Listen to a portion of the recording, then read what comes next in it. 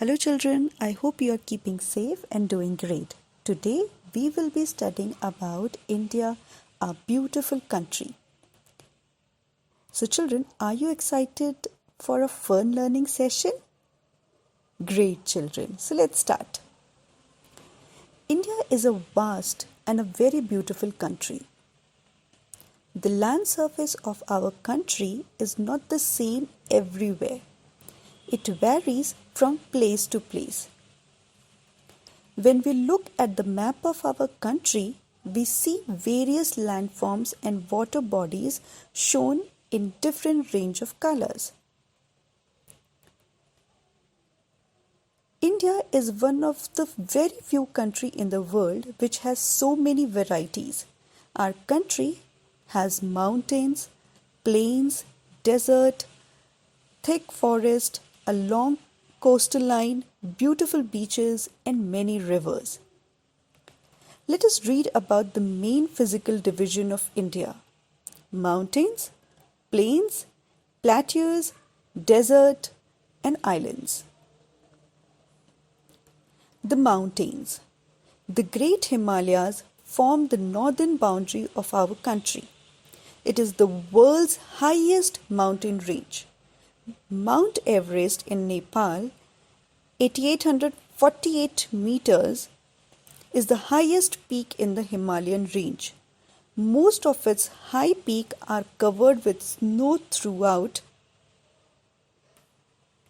the year. Many of our rivers like Ganga, Yamuna, Satluj and Brahmaputra rise or start from the mountains. However, down the mountain sides or slopes there are foothills. These are generally covered with thick forest. Below them, the plain begins. The central and southern part of India have hills. Hills are low mountain ranges. In fact, you may have even climbed some hills if you have been to Shimla, Mussoorie or Nainital. The Vindhya and the Satpura ranges are in central India.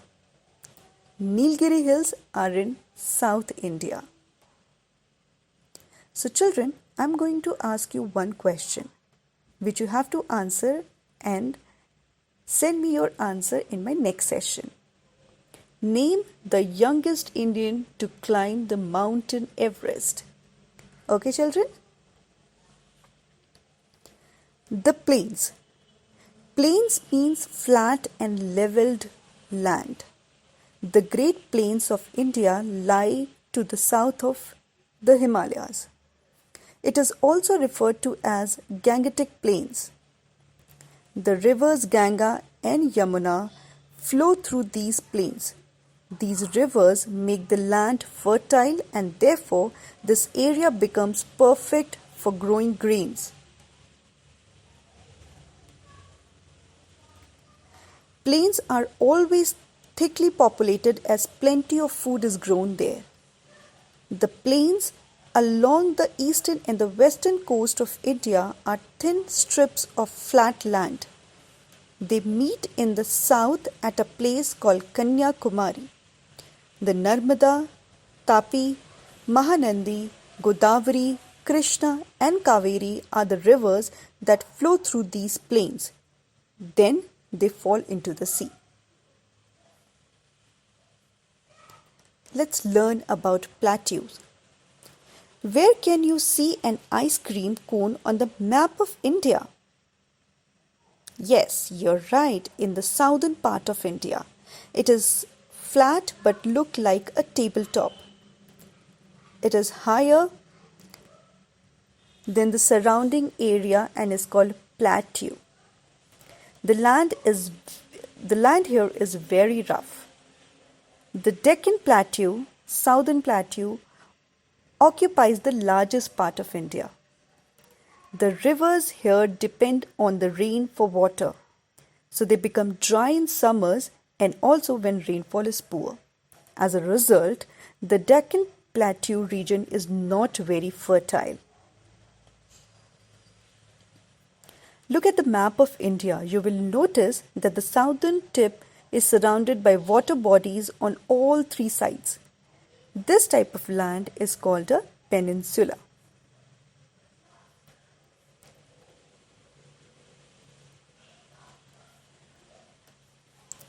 Now the deserts. The northwestern part of India is covered with sand and it's called a desert. It is a very dry land with very little rainfall. It is also very hot and very few trees grow here. A major part of Rajasthan falls in this area. This region is also called the Indian desert or the Thar desert. The islands. An island is a piece of land surrounded by water on all sides.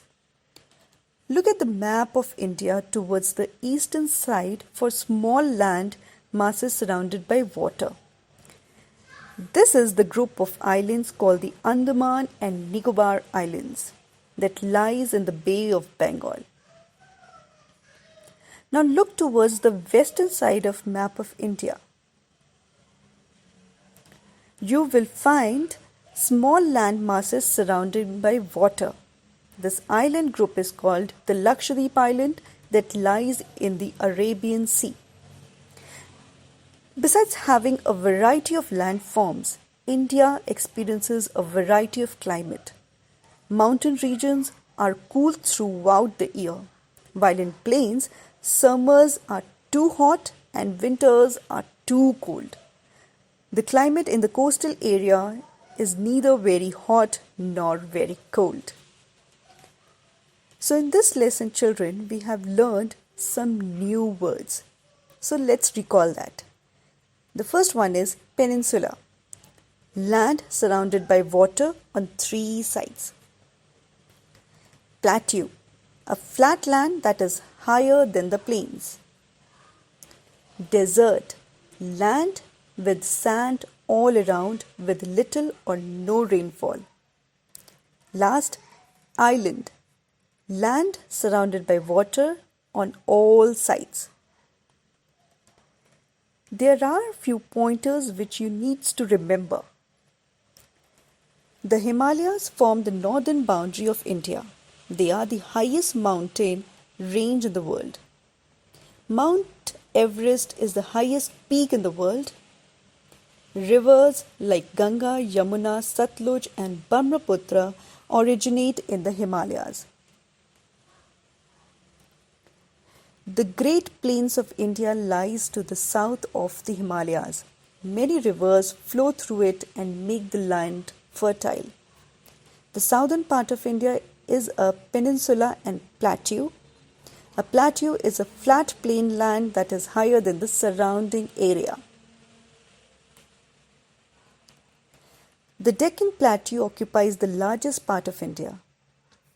The northwestern part of India is covered with sand and is called a desert. The Andaman and Nicobar Island lies in the Bay of Bengal. The Lakshadweep Island lies in the Arabian Sea. Okay children, let's discuss these questions. Dash form the northern boundary of our country. Desert, the Himalayas, the Vindhyas. Correct children, the Himalayas. The Great Plains of India is also referred to as Satpura Ranges, Gangtok Plains, Kanyakumari. Correct children, Gangtok Plain. The Dash Plateau occupies the largest part of India. Yes children, the Deccan Plateau occupies the largest part of India. The southern tip is surrounded by water bodies on all dash sides. Correct. The southern tip is surrounded by water bodies on all three sides. The Deccan Plateau is also called the Dash Plateau. Great. The Deccan Plateau is also called the Southern Plateau. Okay children, I hope you got all the points and see you in my next video. Bye bye.